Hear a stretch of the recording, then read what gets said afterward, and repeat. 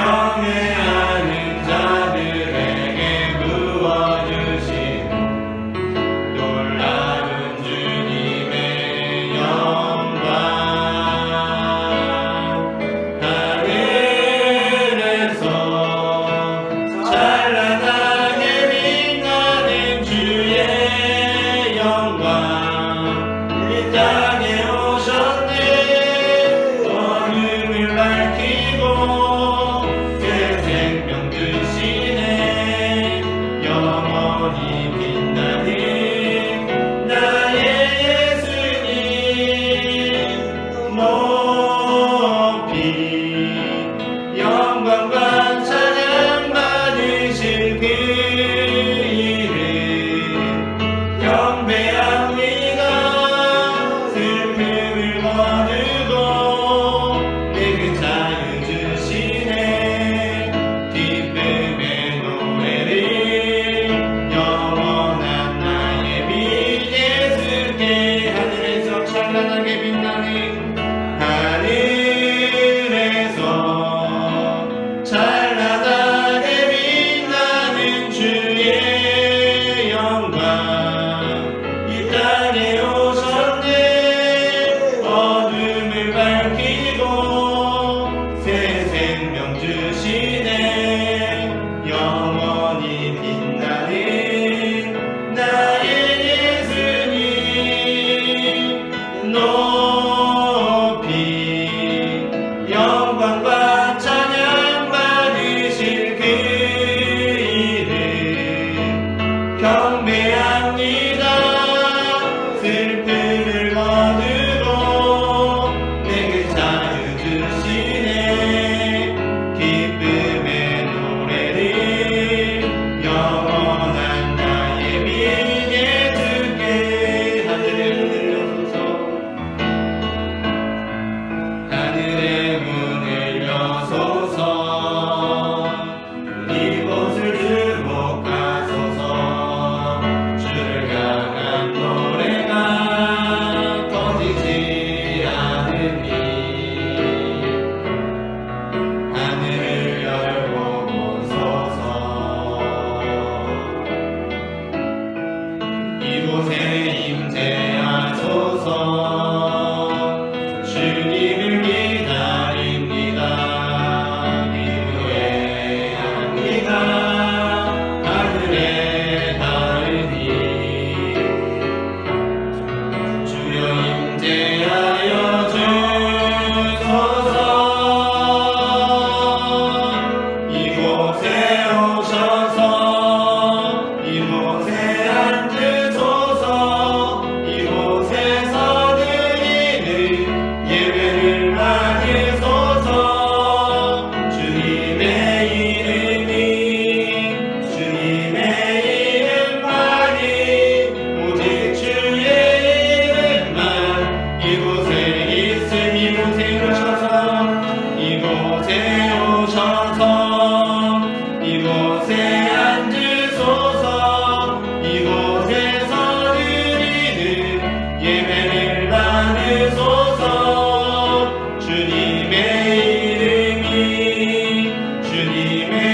이름만이 오직 주의 이름만 이곳에 있습니다. 이 시간 우리 함께 기도하기를 원합니다. 사랑의 주님, 이 시간 우리가 주님 앞에 드리는 예배를 받아 주시옵소서. 우리의 찬양을 받아 주시옵소서. 우리의 기도를 들어주시옵소서. 하나님, 이 시간 우리가 신령과 진정으로 주님 앞에 나아갑니다. 주님 홀로 영광 받아 주시옵소서. 다 함께 주여 세 번 부르시고 기도하시겠습니다. 주여 주여 주여. 사랑의 주님, 은혜를 감사합니다. 사랑의 하나님, 이 시간에도 우리를 주님의 예배자로 높여주시고 주님의 이름을 찬양하게 하시며 주님 앞에 기도하게 하시니 주님의 은혜를 감사합니다. 사랑의 주님, 주님께서 우리에게 은혜를 베풀어 주시고 하나님께서 우리를 선택하여 주셨으니 이 시간 우리가 주님 앞에 나와 주님의 이름을 높여 부르며 예배합니다. 사랑의 주님, 우리의 예배를 받아 주시옵소서. 우리의 찬양을 받아 주시옵소서. 우리의 기도를 들어 주시옵소서. 하나님, 이 시간 주님께서 예배하시는 대로 우리에게 더하여 주셔서 하나님 아버지 영혼들을 일어나게 하시고 하나님 상처 입은 영들을 치유받는 시간들이 되게 하시고 하나님 소망을 잃어버린 이들이 주님 앞에서 소망을 발견하는 시간이 될 수 있도록 주님이 역사하여 주시옵소서. 사랑의 하나님 아버지께서 그 아들 예수 그리스도를 보내사 하나님 죽음을 이기시고 부활하게 하시도록 하나님 위해서 소망이 되셨으니 하나님 우리가 그 십자가를 바라보며 나아갑니다. 주님께만 소망을 두고 나아갑니다. 구원하심이 보좌에 앉으신 우리 하나님께 있으며 그 어린 양께 있음을 믿고 의지하며 나아가오니 사랑의 주님, 이 시간 은혜를 더하여 주시옵소서. 주님의 은혜를 더하여 주시옵소서. 하나님 주님의 음성을 듣게 하시고 주님의 얼굴을 보게 하여 주시옵소서. 모든 심령 가운데 주님의 빛이 비추이는 시간이 될 수 있도록 주님이 역사하여 주시옵소서. 우리의 눈을 열어주시고 우리의 귀를 열어주시사 주님의 얼굴을 바라보며 주님의 음성을 듣게 하여 주시고 우리의 심령이 주님 안에서 온전한 시간, 온전한 평안을 경험하는 시간이 될 수 있도록 주님 인도하여 주시옵소서.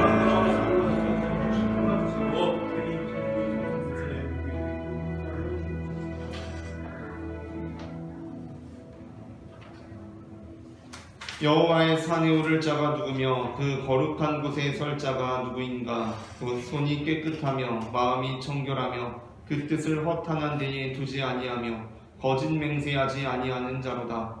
그는 여호와께 복을 받고 구원의 하나님께 의를 얻으리니 이는 여호와를 찾는 족속이요 야곱의 하나님의 얼굴을 구하는 자로다. 아멘. 우리에게 참된 평안과 안식을 주시는 하나님 아버지, 메마른 광야와 같이 거칠고 험한 세상길을 방황하던 저희가 오늘 거룩한 주일 아침에 하나님을 예배하려고 성전으로 나왔습니다. 예배하는 이 시간 우리의 귀를 열어 목자가 되시는 주님의 음성을 듣게 하여 주시옵소서. 우리의 눈을 열어 하늘 보좌에 앉아 계신 창조주 하나님의 영광을 보게 하여 주시옵소서. 성령님으로 충만케 하사 진리의 말씀으로 배부르게 하시고 풍성한 은혜를 받아 우리 영혼이 참된 만족을 누리게 하여 주시옵소서. 예수님의 이름으로 기원하옵나이다. 아멘.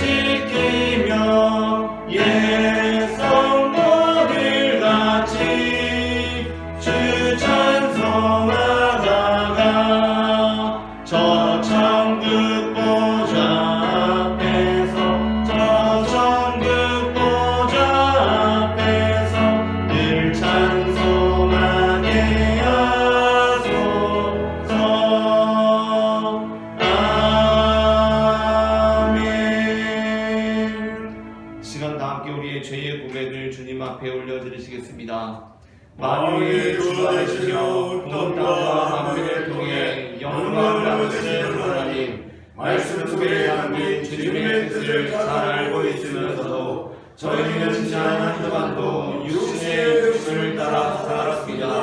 안일하며 사치하며 음란하며 시기하며 질투하며 분노했습니다. 주님, 이 모든 죄를 용서해 주옵소서. 이제부터는 저희로 성령님의 뜻에 순종하여 살게 하여 주옵소서. 예수님의 이름으로 이 고백의 기도를 드립니다. 아멘. 이 시간 우리의 죄를 사하시는 주님의 용서의 말씀을 받으시겠습니다. 내가 축복할 것을 받았으니 그가 주신 복을 내가 돌이키지 않으리라. 야곱의 허물을 보지 아니하시며 이스라엘의 반역을 보지 아니하시는도다. 아멘. 다 함께 성시교독 하시겠습니다. 할렐루야 새 노래로 여호와께 노래하며 성도의 모임 가운데에서 찬양할지어다. 이스라엘 자기를 지으신 이로 말미암아 즐거워하며 시온의 주민은 그들의 왕으로 말미암아 즐거워할지어다. 춤추며 그의 이름을 찬양하며 소고와 수금으로 그를 찬양할지어다. 여호와께서는 자기 백성을 기뻐하시며 겸손한 자를 구원으로 하나님께 하시느니로다. 성도들은 영광 중에 즐거워하며 그들의 침상에서 기쁨으로 노래할지어다. 그들의 입에는 하나님에 대한 찬양이 있고 그들의 손에는 두나라인 칼이 있도다. 이것으로 문나라에 보수하며 민족들을 벌하며 그들의 왕들은 사슬로 그들의 귀인은 철거랑으로 결박하고 기록한 말대로 그들에게 시행할지로다. 이러한 영광은 그의 모든 성도에게 있도다. 할렐루야. 아멘. 다 함께 사도신경으로 우리의 신앙을 고백하시겠습니다. 전능하사 천지를 만드신 하나님 아버지를 내가 믿사오며 그의 아들 우리 주 예수 그리스도를 믿사오니 이는 성령으로 잉태하사 공정녀 마리아에게 나시고 본디오 빌라도에게 고난을 받으사 십자가에 못 박혀 죽으시고 장사한 지 사흘 만에 죽은 자 가운데서 다시 살아나시며 하늘에 오르사 전능하신 하나님 우편에 앉아 계시다가 저리로서 산자와 죽은 자를 심판하러 오시리라. 성령을 믿사오며 거룩한 공예와 성도와 서로 교통하는 것과 죄를 사하여 주시는 것과 몸이 다시는 것과 영원히 사는 것을 믿사옵나이다. 아멘.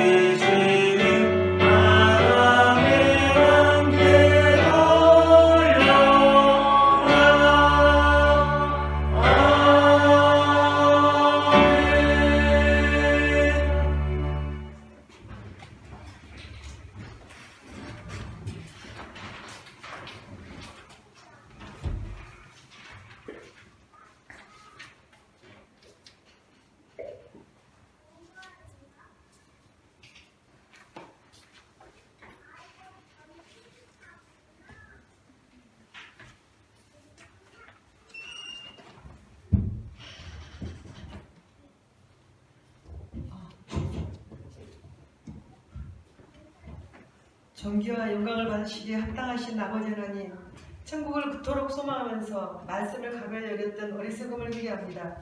늘 감사한 것이 많은데 감사하지 못하고 불평하면서 남과 비교한 것을 회개합니다. 감정을 다스리지 못하고 감정 쓰레기통이 되어 아버지 성령 하나님을 아버지 모시지 못한 그런 것도 하나님 용서해 주시옵소서. 딱딱하게 굳은 마음을 성령으로 갈아부으셔서 날마다 말씀과 기도로 그리스도와 연합하여 그 순종의 본에 빠지지 않고 참된 안식을 누리기를 원합니다. 신앙을 흔드는 세상 물결에 휩쓸리지 않도록 진리의 말씀에 더욱 견고하게 하옵소서. 저희 죄를 위해 죽음의 고난을 받으시고 놀라운 구원을 이루신 주님의 은혜를 찬양합니다. 영광스럽고 존귀하신 주님 음성을 항상 듣고 그 뜻에 온전히 순종하게 하옵소서. 하나님, 우리나라의 평화를 허락하여 주시옵소서. 인권과 평등이란 말로 하나님의 창조 질서를 무너뜨리려는 포괄적 차별금지법이 통과되지 않도록 하나님께서 도와주시옵소서. 자살률이 입은 우리나라의 생명경식 풍조와 청소년의 영혼을 갉아먹는 퇴폐 영상 매체가 하루빨리 사라지기를 원합니다. 주님 도와주시옵소서. 수많은 사람이 죽어가는 우크라이나 전쟁이 하루빨리 정결되도록 은혜를 베풀어 주시옵소서. 우리는 이 땅에서 하늘의 삶을 살기 원합니다. 김하중 장로님은 하늘과 땅을 연결하는 것은 기도를 통해서만이 하늘의 삶을 살 수 있다고 말씀하셨습니다. 우리에게 허락하신 영적 무기인 예수님의 이름으로 기꺼이 기도에 힘써 승리케 하옵소서. 기도 외에는 그 어떤 수고와 노력으로도 영적 세계에서 승리할 수 없음을 깨닫고 기도에 매진하게 하옵소서. 기도의 무기로 무장된 한국교회와 온유교회 성도가 되어 마지막 때 사탄과의 전쟁에서 이기게 하옵소서. 우리 평생의 기도를 믿고 기도를 실천하는 기도 사람이 되게 하여 주시옵소서. 그리하여 영적 엔진이 다시 힘차게 가동되게 해 주시옵소서. 하나님 온유교회를 위하여 기도합니다. 120명의 성도 부흥과 12선교사 섬기는 것을 목표로 기도하고 있사오니 하나님 도와주시옵소서.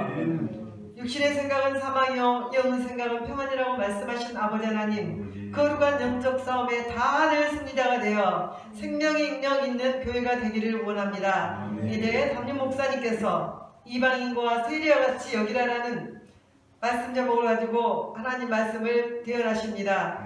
생명의 말씀을 증거할 수 있도록 입술에 능력을 주시고 영육간의 강건함으로 함께해 주시기를 원합니다. 우리에게는 진리와 능력과 깨달음이 임하게 해 주시옵소서. 오늘 드리는 교회 현장에서의 예배뿐 아니라 예배 후 일상 삶에서도 하나님을 예배하는 예배자로 살아가게 해 주시옵소서.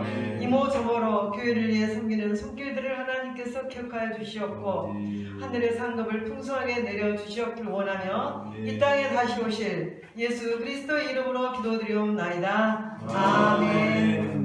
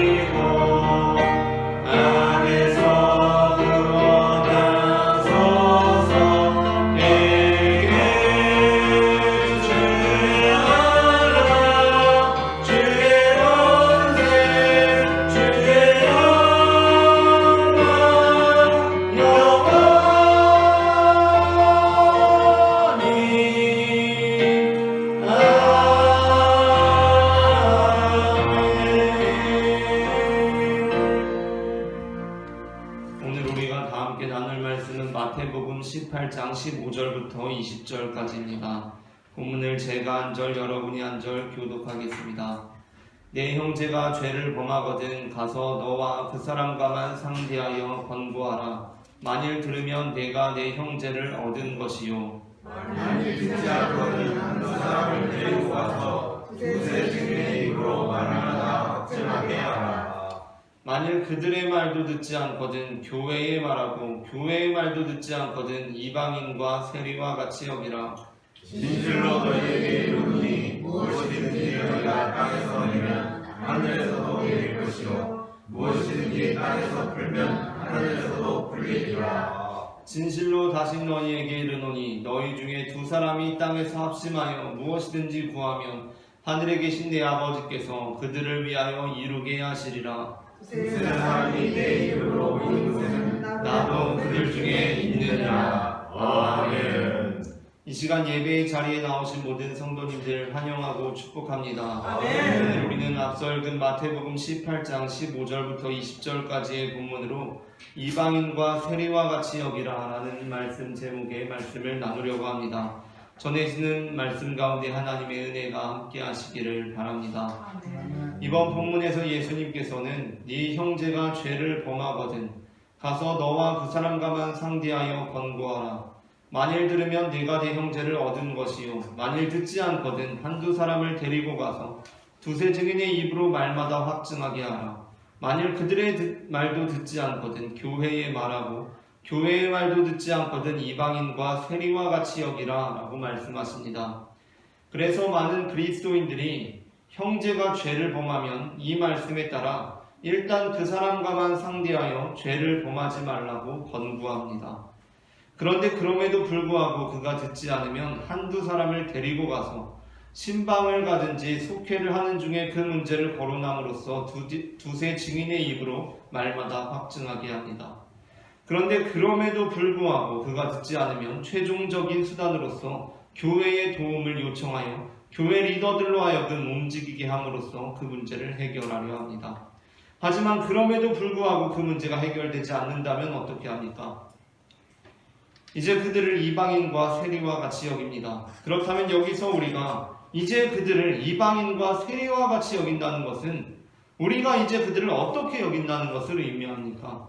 그것은 우리가 이제 그들을 하나님의 자녀가 아닌 것으로 구원받은 백성들이 아닌 것으로 그리스도의 몸된 교회와 상관없는 자들로 여긴다는 것입니다. 그리고 이러한 우리의 처신은 부분적으로 정당한 면이 있습니다.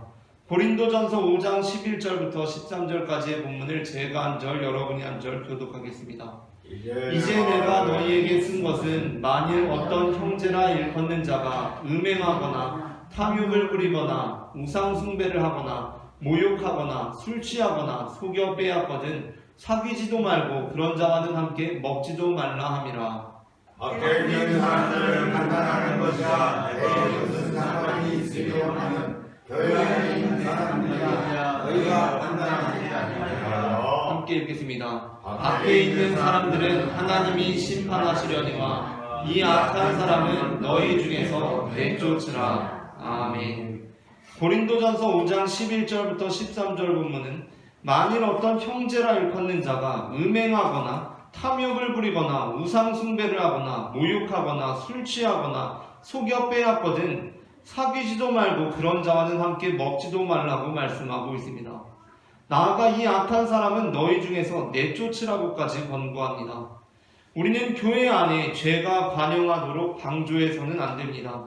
우리가 교회라면 우리는 찬양대에 음란의 영이 틈타지 못하도록 경계해야 하며 남성교회와 여성교회에 탐욕의 영이 틈타지 못하도록 주의를 기울여야 합니다.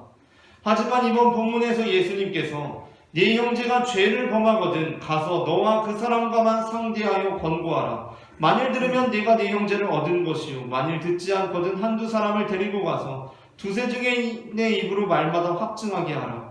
만일 그들의 말도 듣지 않거든 교회의 말하고 교회의 말도 듣지 않거든 이방인과 세리와 같이 여기라 라고 하셨을 때 여기서 예수님께서 이방인과 세리와 같이 여기라 라고 하신 말씀을 이제 더 이상 그들과는 사귀지도 말고 함께 먹지도 말고 그런 자들은 교회에서 내쫓으라는 것으로만 이해하는 것은 오늘 본문에 대한 적절한 이해라고 할 수 없습니다.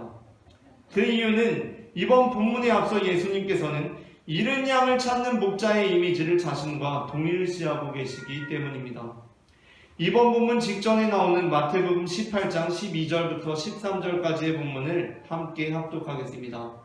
너희 생각에는 어떠하냐? 만일 어떤 사람이 양 100마리가 있는데 그 중에 하나가 길을 잃었으면 그 99마리를 산에 두고 가서 길 잃은 양을 찾지 않겠느냐? 진실로 너희에게 이르노니 만일 찾으면 길을 잃지 아니한 99마리로다. 이것을 더 기뻐하리라. 아멘. 바로 이 본문이 우리가 오늘 읽은 본문의 직전에 나오는 본문입니다.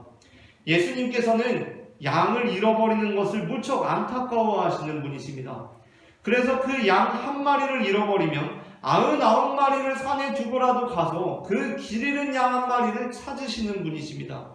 그런데 곧바로 이어서 예수님께서는 만일 우리 형제 중에 한 사람이 죄를 범하면 일단 그 사람과만 상대하여 권고하라고 하십니다. 그리고 그게 통하지 않으면 한두 사람을 데리고 가서 두세 증인의 입으로 말마다 확증하게 하라 하십니다. 그리고 이제 마지막인데, 생각보다 이르게도 벌써 마지막인데 어떻게 말씀하십니까? 이제 교회의 말하고 교회의 말도 듣지 않거든 이방인과 세리와 같이 여기라고 하십니다. 이제 3번 해봤으니까 안 되면 이제 그 사람은 하나님의 자녀가 아닌 것으로, 구원받은 백성이 아닌 것으로 그리스도의 몸된 교회와 상관없는 자들로 여기라고 하십니다.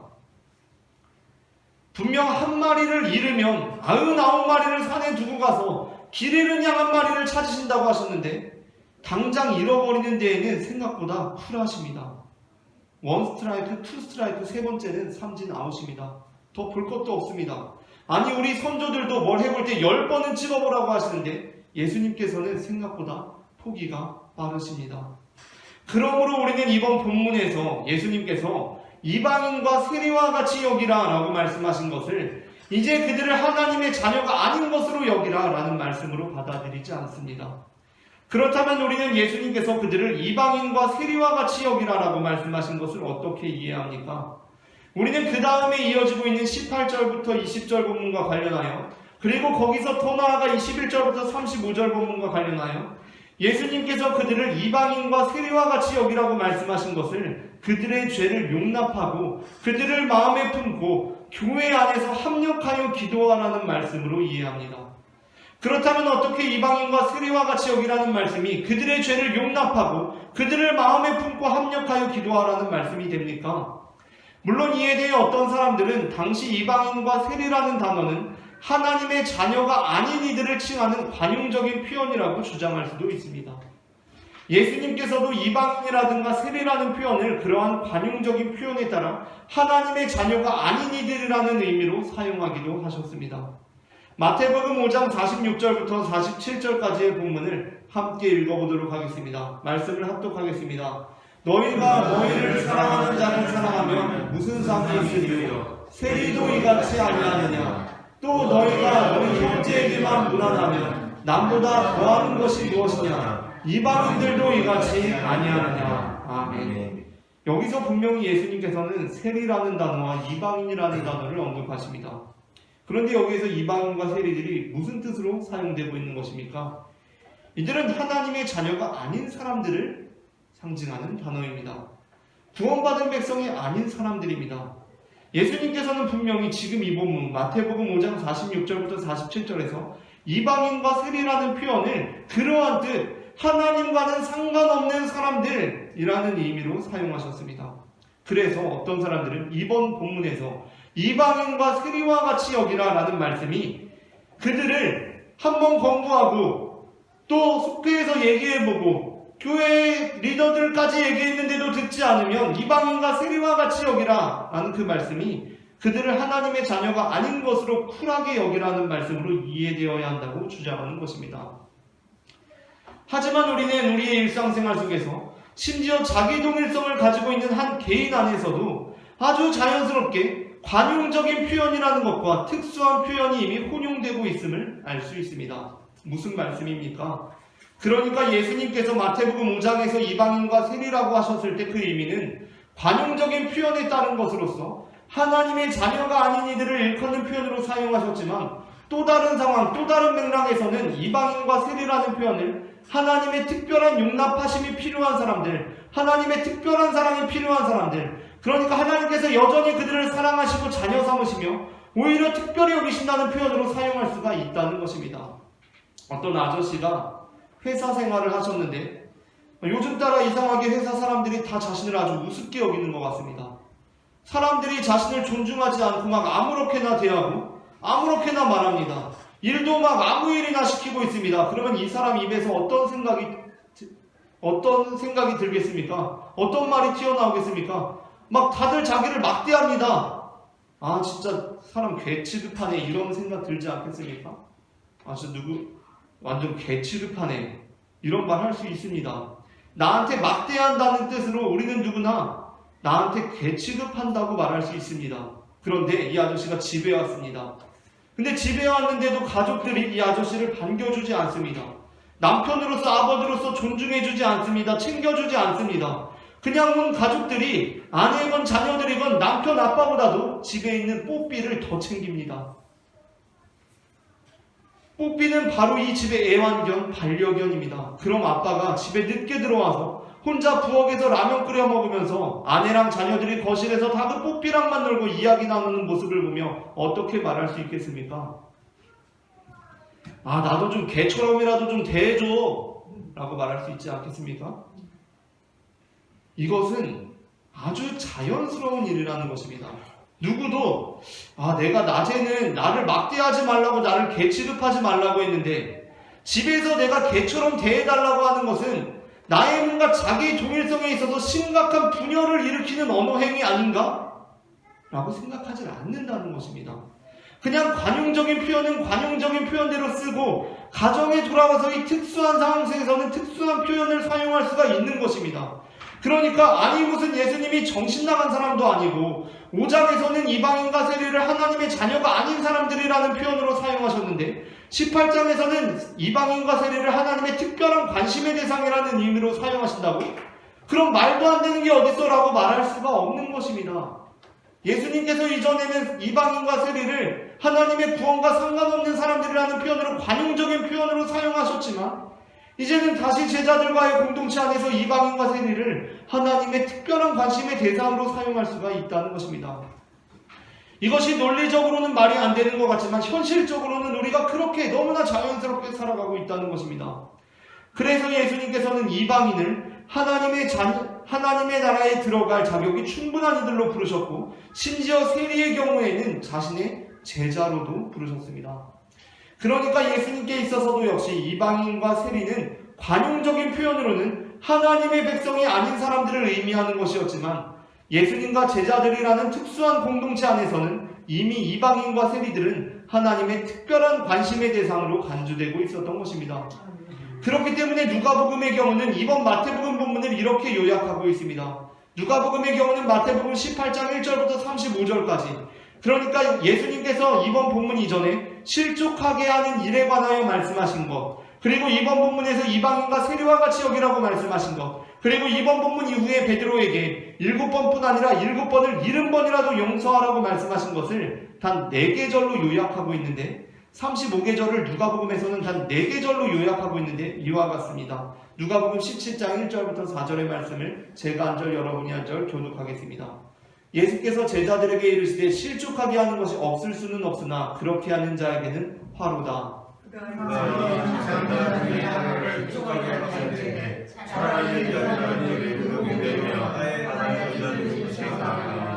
너희는 스스로 조심하라. 만일 내 형제가 죄를 범하거든 경고하고 회개하거든 용서하라. 만일 하루에 6번이라도 내게 죄를 짓고 7번 내게 돌아와 내가 해결하거든 너는 용서하라 하시더라. 아멘.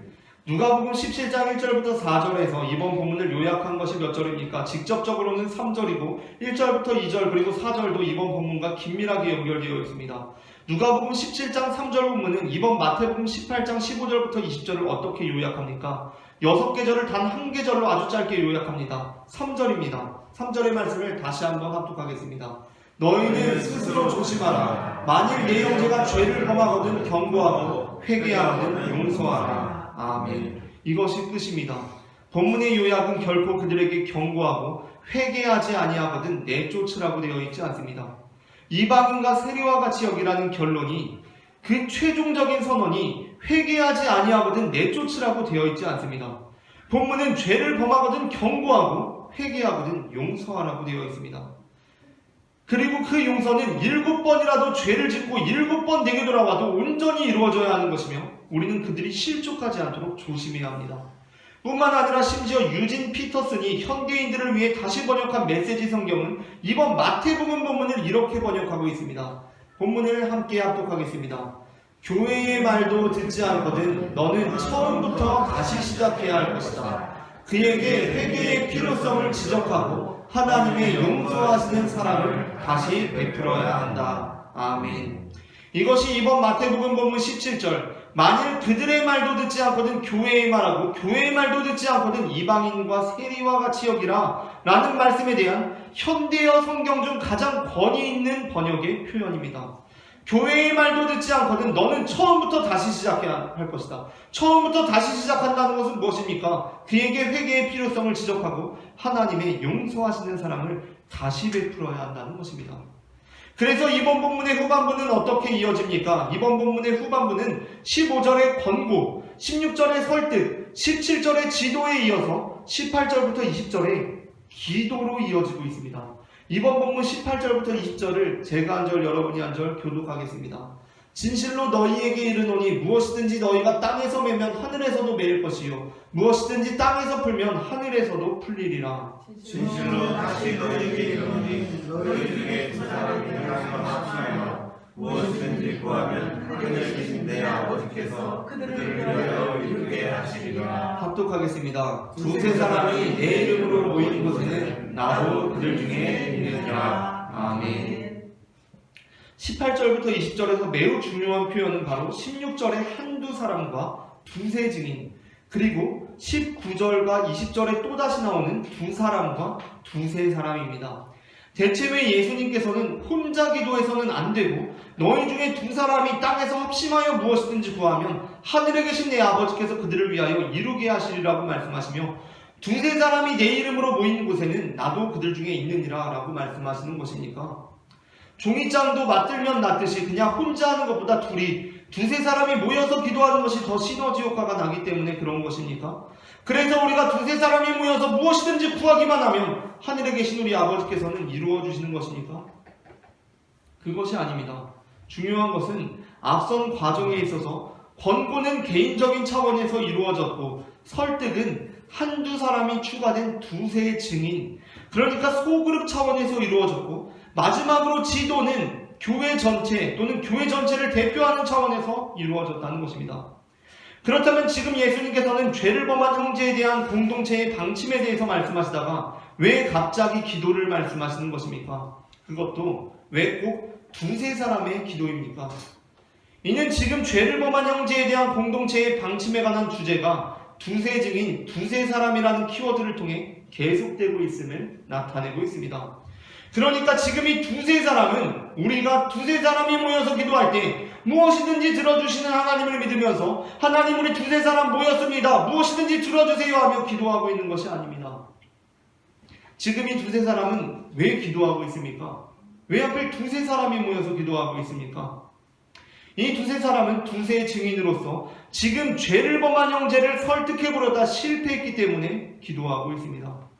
이 두세 사람은 두세 증인으로서 지금 그 죄범한 형제에 관하여 교회에 보고함으로써 교회적인 차원에서라도 그 죄로부터 떠나게 하고자 했지만 그조차 실패하게 되어서 그들을 이방인과 세리와 같이 여기고 있습니다. 그렇다면 그들을 이방인과 세리와 같이 여긴다는 것은 무엇입니까?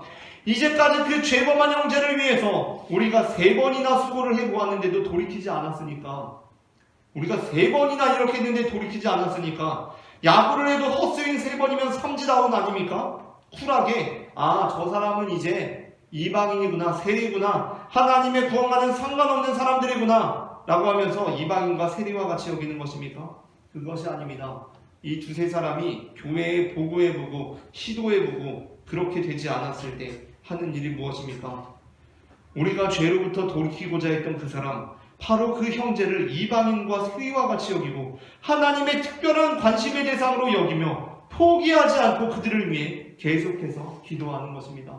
하나님께서 이루어 주시리라, 예수님께서 우리와 함께 하신다라는 믿음을 가지고 우리가 기도할 때 무엇이든지 이루어 주시는 하늘에 계신 우리 아버지를 바라보며 우리가 기도할 때 우리와 함께 하시는 예수 그리스도를 신뢰하며 그들을 하나님께서 특별히 부르시는 이방인과 세리와 같이 여기며 포기하지 않고 기도하는 것입니다.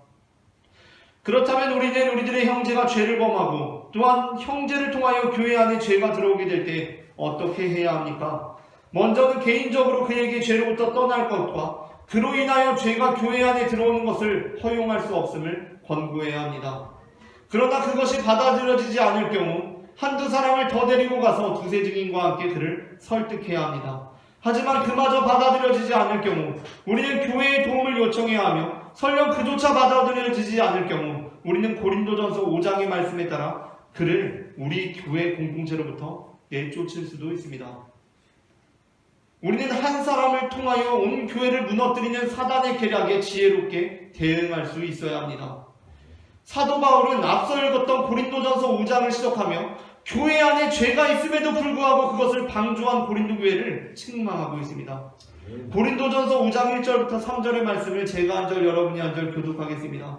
너희 중에 심지어 음행이 있다함을 들으니 그런 음행은 이방인 중에서도 없는 것이라 누가 그 아버지의 아내를 취하였다 하는도다. 우리 아버지가 우리와 그만 안에서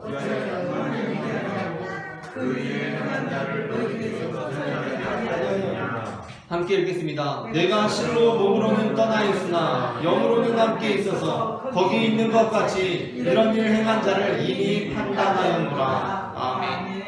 우리는 우리들의 형제자매가 범하는 죄에 대하여 분명히 경고해야 하며 나아가 그를 통하여 교회 안에 그러한 죄악의 분위기들이 스며들고자 하면 그러한 일이 벌어지지 않도록 그를 공동체로부터 내쫓아야 합니다. 그 이유는 적은 누룩이 온 덩어리에 퍼지기 때문입니다. 고린도전서 5장 6절의 말씀을 지금 고린도전서 5장 1절부터 3절을 읽었고 그 다음 6절에 있는 말씀을 함께 합독하겠습니다. 너희가 자랑하는 것이 옳지 아니하도다. 적은 누룩이 온 덩어리에 퍼지는 것을 알지 못하느냐. 아멘. 우리는 그러한 사람을 내쫓아야 합니다. 그 이유는 적은 누룩이 온 덩어리에 퍼지기 때문입니다. 하지만 여기서 유의해야 할 것이 있습니다. 그렇다면 우리는 그렇게 우리들의 형제를 심판하는 것입니까? 이제 그를 공동체에서 내쫓고 하나님의 구원과는 상관없는 사람으로 여기면 그만입니까? 그래서 그에 대하여 출교 처분을 내리고 우리는 아무 일도 없었던 것처럼 서로의 안부를 물으며 식사를 할 수 있는 것입니까? 그럴 수 없습니다. 우리는 그러한 율법적인 사람들이 아닙니다. 그래서 고린도전서 5장 6절은 적은 누룩이라는 죄악을 7절에서 묵은 누룩이라는 율법으로 전환하면서 우리의 출교 판결이 어떠한 정신을 잃어버리지 말아야 하는지를 일러주고 있습니다. 고린도전서 5장 6절부터 8절의 말씀을 제가 한 절 여러분이 한 절 교독하겠습니다. 너희가 자랑하는 것이 옳지 아니하도다. 적은 누룩이 온 덩어리에 퍼지는 것을 알지 못하느냐. 너희는 누룩은 나에게 우리가 영이 누룩을 내버리라. 이에 이걸 저녁 못 그리스도께서 희생되셨느니라. 합독하겠습니다. 이러므로 우리가 명절을 지키되 묵은 누룩으로도 말고 악하고 악의에 찬 누룩으로도 말고 누룩이 없이 오직 순전함과 진실함의 떡으로 하자. 아멘. 6절에서 사도 바울은 적은 누룩이 온 덩어리에 퍼지지 못하도록 한 사람의 죄악이 온 교회를 어려움에 빠뜨리는 일이 없도록 주의하라고 말씀합니다. 이는 앞선 2절에 대한 비유로서 그 한 사람에 대한 최종적인 방침으로서 그를 내쫓으라는 의미입니다. 그런데 7절에서는 우리에게 묵은 누룩을 내버리라고 합니다. 이 말씀은 어떠한 말씀입니까? 이는 앞서 적은 누룩에 대하여 그 적은 누룩을 내쫓으라는 반복적인 말씀입니까? 그것이 아닙니다. 6절에서는 적은 누룩이라고 하고 7절에서는 묵은 누룩을 내버리라고 합니다. 이 말씀이 어떠한 말씀입니까? 그러니까 우리는 그 적은 누룩이 온 덩어리에 퍼지지 않도록 적은 누룩을 내쫓아야 하지만 그럼에도 불구하고 우리는 율법에 따라 그를 정죄하며 이러한 행위를 하는 것이 아니라 그를 향한 하나님의 사랑, 예수 그리스도의 용납하심을 그대로 인정하되 단지 교회의 질서와 우리들의 인간적인 한계를 인정하는 면에서 그러한 결정을 하고 있음을 잊지 말아야 한다는 것입니다. 그러니까 7절에서 묵은 누룩은 율법이라는 것이고 우리는 적은 누룩을 내쫓아야 하지만 그럼에도 불구하고 우리는 율법에 따라 그를 정죄하며 이러한 행위를 하는 것이 아니라 그를 향한 하나님의 사랑, 예수 그리스도의 용납하심을 그대로 인정하되 단지 교회의 질서와 우리들의 인간적인 한계를 인정하는 면에서 그러한 결정을 하고 있음을 잊지 말아야 한다는 것입니다. 그 이유는 우리의 죄를 용서하시기 위하여 우리의 유월절 양 곧 그리스도께서 희생되신 것처럼 또한 그들의 죄를 용서하기 위하여 우리의 유월절 양 곧 그리스도께서 희생되신 것이기 때문입니다. 그러므로 우리는 그들에게 영원한 심판을 선언하며 그들을 교회로부터 내쫓지 않습니다. 우리는 명절을 지키되 율법에 따라 그렇게 행하는 것이 아니라 우리들의 악한 마음으로 그렇게 하는 것이 아니라 우리들의 나약함과 한계를 인정하며 그렇게 행하는 것이기 때문입니다. 이것이 바로 우리가 교회의 질서와 우리들의 인간적인 한계를 인정하면서 교회를 이루어가야 한다는 고린도전서 5장 7절부터 8절 말씀. 너희는 누룩 없는 자인데 새 덩어리가 되기 위하여 묵은 누룩을 내버리라. 우리의 유월절 양 곧 그리스도께서 희생되셨느니라. 이러므로 우리가 명절을 지키되 정말 불가피하게 형제를 교회로부터 내쫓을 수 있지만 묵은 누룩으로 하지 말고 율법적으로 하지 말고 악하고 악일참 누룩으로 하지 말고 그런 율법적으로 하지 말고 누룩이 없이 오직 순전함과 진실함의 떡으로 겸손한 마음으로 어쩔 수 없다는 마음으로 우리의 연약함을 인정하는 마음으로 그렇게 하자라는 말씀의 의미라는 것입니다. 그렇기 때문에 사도 바울은 우리가 그들을 내쫓는 과정 중에서도 그들을 향한 심판이 강조되어야 하는 것이 아니라 그들을 향한 하나님의 영원하신 구원 계획이 들어가야 함을 선포하고 있습니다. 앞서 읽었던 고린도전서 5장 1절부터 3절이 아니라 5절까지를 다시 한번 합독하겠습니다. 제가 한 절 여러분이 한 절 교독하도록 하겠습니다. 너희 중에 심지어 음행이 있다 함을 들으니 그런 음행은 이방인 중에서도 없는 것이라 누가 그 아버지의 아내를 취하였다 하는도다. 그리하여도 너희가 오히려 그만하여서 취하여 통하는 일이 아니하고 의의 한 자를 너희에게도 주자지 않으려느냐. 내가 실로 몸으로는 떠나 있으나 영으로는 함께 있어서 거기 있는 것 같이 이런 일 행한 자를 이미 판단하였노라. 주 예수의 이름으로 너희가 내 영과 함께 모여서 우리 주 예수의 이름으로 함께 읽겠습니다. 이런 자를 사탄에게 내주었으니 이는 육신은 멸하고 영은 주 예수의 날에 구원을 받게 하려 함이라. 아멘. 사도 바울은 어떻게 말씀합니까? 아버지의 아내. 그러니까 여기서 아버지의 아내는 보통 친모보다는 계모, 새어머니를 의미한다고 여겨지는데 친어머니여도 마찬가지이긴 합니다. 어쨌든 사도 바울은 지금 어떤 형제가 그 새어머니와 부적절한 관계를 맺고 또 그것을 부끄러워하지 아니하므로 교회 내에 음행의 죄악이 스며들게 한다면 그것은 분명한 죄악이니 그를 교회에서 내쫓고 그에 대한 심판을 선언하라고 말씀합니까? 엄청난 죄악입니다. 새어머니와 부적절한 관계를 맺고도 부끄러워하지 않습니다. 그래서 교회에 와서 그러한 죄악이 음행의 죄악이 스며들게 하고 있습니다. 그러면 그건 분명한 죄악 아닙니까? 이제 그를 교회에서 내쫓고 그에 대한 심판을 선언하라고 말씀합니까? 우리가 생각할 때는 그 정도로 정말 지저분한 죄악이라면 그렇게 해도 될 것 같습니다. 그런데 아닙니다. 본문은 참 이상하게 끝납니다. 어떻게 끝납니까? 4절부터 5절입니다. 주 예수의 이름으로 너희가 내 영과 함께 모여서 우리 주 예수의 능력으로 이런 자를 사탄에게 내주었으니 그를 교회에서 내쫓아냈으니 이는 육신은 멸하고 영은 주 예수의 날에 구원을 받게 하려 함이라 라는 것입니다. 이 말씀이 의미하는 바가 무엇입니까? 이는 우리가 교회로서 우리가 인간으로서의 한계를 지니고 있기에 그를 교회로부터 내쫓는 결정을 할 수밖에 없으나 그것을 통하여 그에 대한 영원한 심판을 선언하는 것은 아니라 죄인을 향하신 우리에 대한 하나님의 용납하심과 구원의 능력이 이 시간에 우리에게 온전히 임하고 있는 것처럼 그에게도 동일하게 임하고 있음을 인정하고 잊지 않아야 한다는 것을 의미합니다. 그렇기 때문에 이어지는 고린도전서 6장에서도 사도 바울은 교회를 공격하는 사단의 계략에 대하여 주의를 기울이면서도 하나님의 용납하심과 구원 사역이 여기서 그들은 또한 우리들이기도 한데 바로 그들을 향해서도 여전히 임하고 있음을 선언하고 있습니다.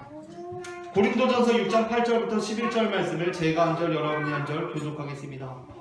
너희는 불법을 행하고 속이는구나. 그는 너희 형제로다.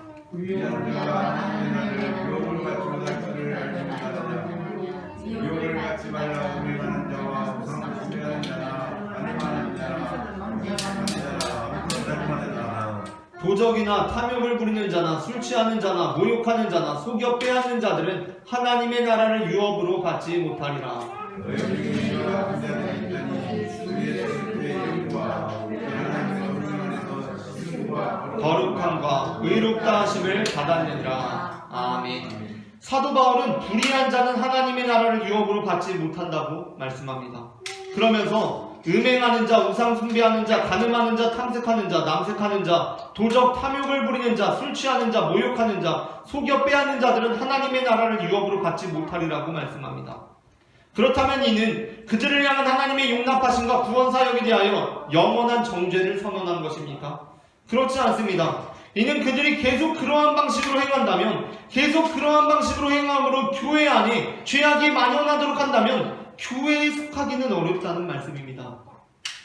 하지만 그렇다고 해서 그들에 대한 영원한 심판을 선언하는 것은 아닙니다. 아니, 인간에게는 그러한 권한이 없습니다. 왜냐하면 우리 역시 그들과 똑같이 우리의 죄를 용납받은 사람들이기 때문입니다. 그래서 사도 바울은 어떻게 말씀합니까? 11절에서 이렇게 말씀합니다.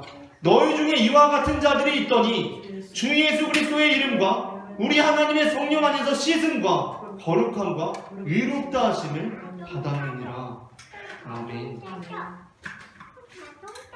너희 중에 이와 같은 자들이 있더니, 그러니까 여기서 이와 같은 자들이 누구입니까? 바로 앞서 언급한 음행하는 자, 우상 숭배하는 자, 간음하는 자, 탐색하는 자, 남색하는 자, 도적, 탐욕을 부리는 자, 술 취하는 자, 모욕하는 자, 속여 빼앗는 자, 그렇게 하나님의 나라를 유업으로 받지 못하는 자들입니다. 그런데 그에 대하여 사도 바울이 어떻게 말씀합니까? 너희 중에 이와 같은 자들이 있더니 주 예수 그리스도의 이름과 우리 하나님의 성령 안에서 씻음과 거룩함과 의롭다 하심을 받았느니라 라고 말씀합니다. 우리의 마음에는 은근히 정죄하는 경향이 있습니다. 은근히 심판하는 경향이 있습니다. 그러나 우리는 예수님조차도 죄인들을 향한 최종적인 심판을 선언하지 않으셨다는 것을 기억해야 합니다. 누가복음 23장 34절에서 십자가에 달리신 예수님께서는 자신을 희롱하는 자들을 바라보시며 이렇게 기도하십니다. 누가복음 23장 34절의 말씀을 다 함께 합독하겠습니다. 예수께서 이르시되 아버지 저들을 사하여 주옵소서 자기들이 하는 것을 알지 못함이니이다. 아멘. 예수님께서는 기도하실 때 아버지 저들이 저들의 잘못을 깨닫고 회개하고 돌이키면 그때 저들의 죄를 사하여 주옵소서 라고 기도하지 않으셨습니다. 단지 예수님께서는 이렇게 기도하셨습니다. 아버지 저들을 사하여 주옵소서 자기들이 하는 것을 알지 못합니다. 이에 따라 스데반 집사 역시 자신을 핍박하는 자들 앞에서 이렇게 기도했습니다. 사도행전 7장 60절 말씀을 다 함께 합독하겠습니다. 무릎을 꿇고 크게 불러 이르되 주여 이 죄를 그들에게 돌리지 마옵소서. 아멘. 스데반이 예수님을 따라 기도한 것처럼 우리 또한 예수님처럼 기도해야 할 것입니다. 간혹 어떤 그리스도인들은 사회적인 처세술에 등하여 하나님께서 용서하시고 예수님께서도 용서하시면 오히려 우리까지 용서해서는 안 된다고 주장하기도 합니다. 그러니까 이러한 주장을 하는 사람들은 마치 어느 조직의 보스가 관용적인 사람이라면 중간에 기강을 잡아줄 군기반장이 필요하듯이 하나님도 용서의 하나님, 예수님도 용서의 예수님이시라면 우리라도 뭔가 악역을 담당해야 한다고 생각하는 것 같습니다. 실제로 사회생활을 하다 보면 악역은 불가피하게 필요하기도 하고 윗선으로 올라갈수록 중간에서 악역을 감당해주는 사람이 있으면 편하기도 합니다.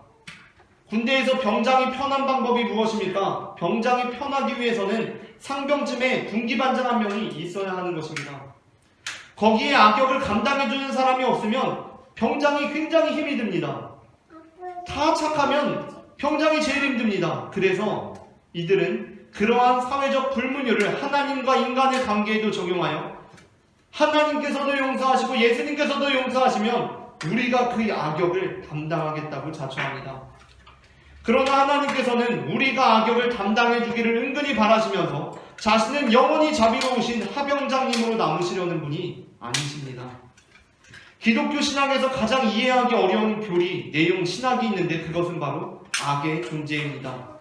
예수님 이후 지금까지 무려 2000년에 가까운 기독교 신학 역사에서 선하신 하나님께서 창조하신 세상에 어떻게 뱀이 존재할 수 있었는지, 그 사단은 어디서 왔는지, 도대체 악이란 무엇인지에 대한 수많은 논의가 있었지만 누구도 속 시원한 해답을 내놓지는 못했습니다. 그러나 그럼에도 불구하고 악의 존재는 우리에게 여러 가지 메시지를 던져줍니다. 그중 매우 핵심적인 것 하나는 악마가 분명히 있으니 우리가 악역을 자초할 필요는 없다는 것입니다. 기독교 신학은 악마의 존재를 부정하지 않습니다. 악마, 사탄이 있습니다. 마귀가 있습니다. 고발하는 자, 참소하는 자가 있습니다. 그래서 의미하는 것이 무엇입니까? 우리가 악역을 자초할 필요는 없다는 것입니다. 예수님께서는 죄를 범하고 또 범하고 또 범하고 또 범하고 또 범하는 자를 용서하라고 말씀하십니다. 그를 이방인과 세리와 같이 여기고 하나님의 특별한 사랑을 입은 사람들로 여기고 그들을 향한 심판과 정죄의 마음으로 기도하는 것이 아니라 그들을 향한 하나님의 사랑과 은혜를 여전히 신뢰하며 기도하라고 말씀하십니다. 불신자 가정에서 자란 어느 청년이 대학 시절 선교단체를 통하여 복음을 받아들이게 되고 교회에 다니게 되었다고 합니다. 그렇게 복음을 받아들이게 되니 이제 가족들을, 특별히 먼저 엄마를 전도해야겠다는 생각이 들었다고 합니다. 하지만 그것이 쉬운 일이 아니었습니다. 엄마에게 아무리 복음을 전하고 교회에 가자고 해도 엄마는 들으려고 하지 않았습니다. 그러자 상황이 자연히 다툼으로 이어졌습니다. 그러한 다툼 속에서 어느새 청년이 전하는 복음은 매번 화음이 되어서 엄마에게 울려 퍼지고 있었습니다. 청년은 결국 엄마를 향해 이렇게 말했습니다. 엄마, 예수님 안 믿으면 지옥 가. 엄마 심판받아. 엄마 멸망이야.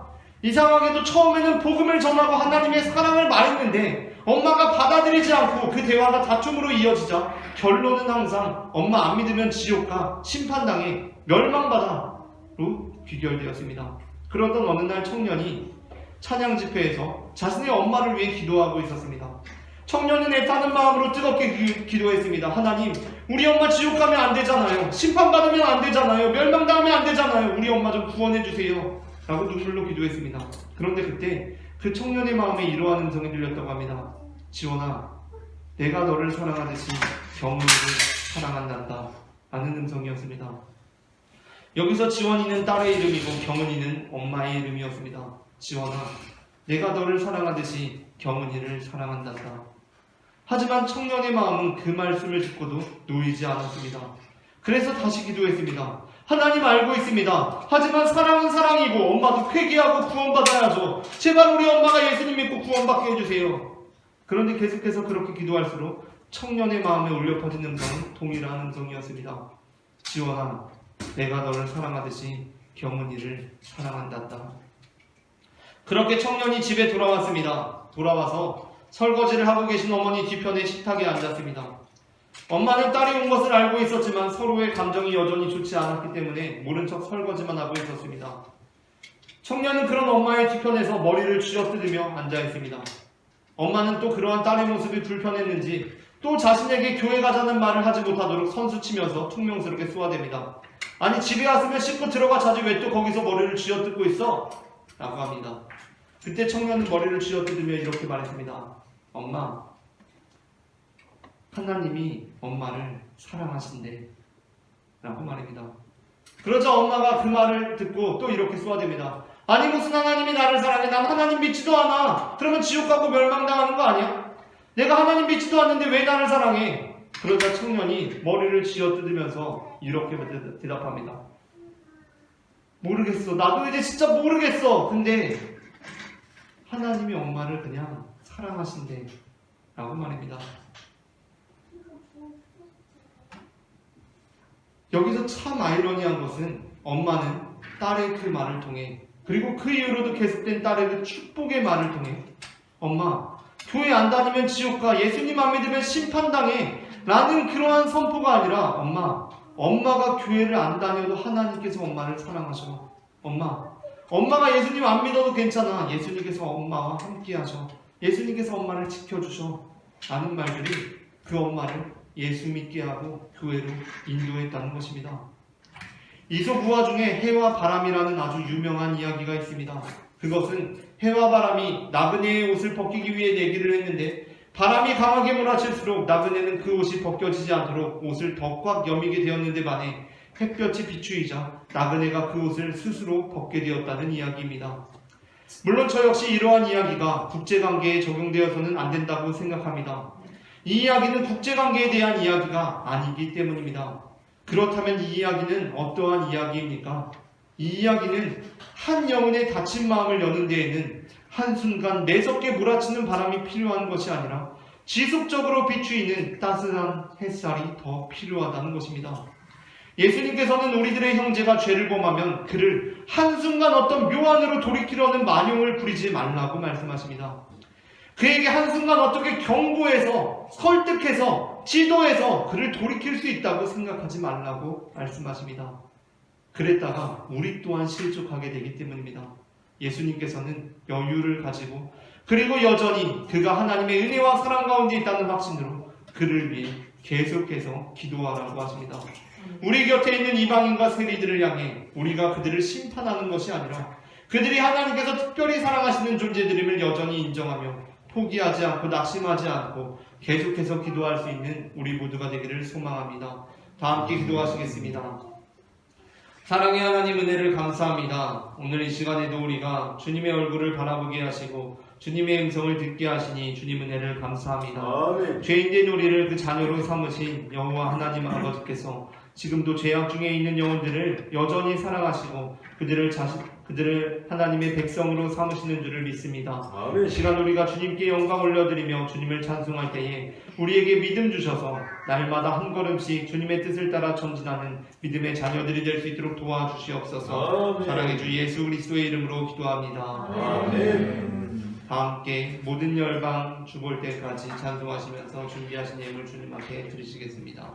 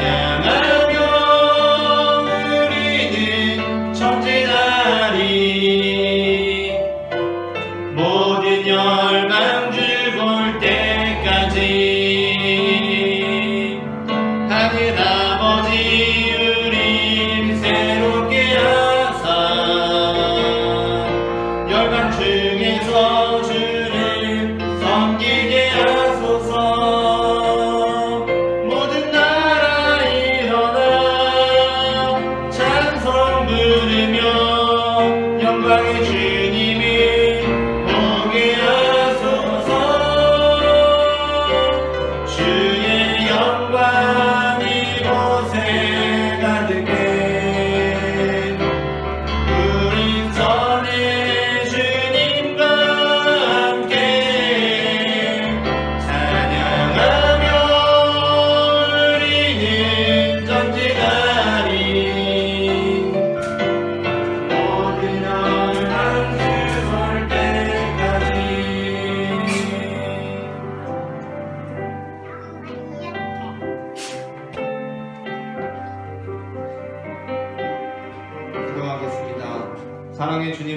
감사합니다. 이 시간에도 우리를 주님께 예배할 수 있도록 불러주시고 주님께 예물 드릴 수 있는 은혜를 베풀어 주시니 은혜를 감사합니다. 지난 한 주간에도 주님의 인도하심으로 우리가 지내왔으며 오늘 하루도 주님의 인도하심으로 예배할 수 있음을 고백합니다.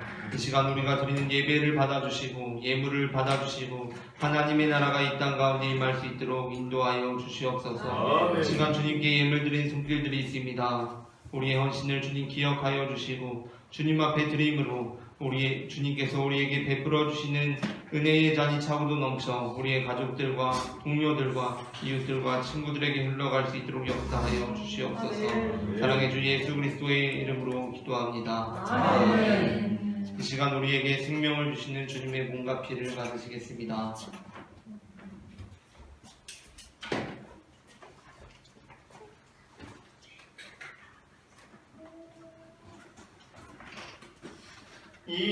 이것은 주님의 몸, 이것은 주님의 피, 이것을 먹고 마셔 주님의 생명 얻네. 이 떡을 받습니다. 이 잔을 받습니다. 주님을 사랑해요. 십자가 기억하리.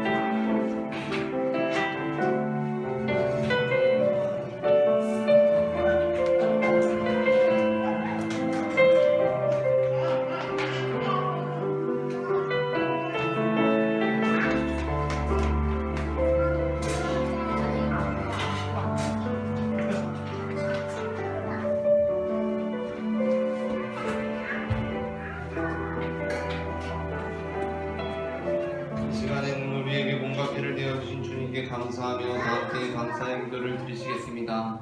우리를 위해 생명을 주시는 하나님 아버지, 이 거룩한 신비에 감사드리오며 성령의 인도 안에서 새 사람이 되어 하늘나라가 이 땅 위에 임할 때까지 그리스도의 증인으로 살게 하여 주옵소서. 우리 주 예수 그리스도의 이름으로 기도합니다. 아멘. 함께 옆사람과 평화의 인사를 나누시겠습니다. 주님의 평화가 함께 하시기를 바랍니다. 교회 소식을 전하겠습니다. 임원회의가 오늘 주일 예배 모든 순서가 끝난 후에 있습니다. 대청소가 금주 토요일 오전 11시에 있습니다. 대청소 후에는 점심 식사가 있습니다. 주일 거리청소 봉사가 매주일 오전 10시에 있습니다. 오늘은 교회에서 점심 식사를 제공하며 식사 후에는 경배와 찬양 시간이 있습니다. 다 함께 일어나셔서 찬송가 620장 여기에 모인 우리 찬송하시겠습니다.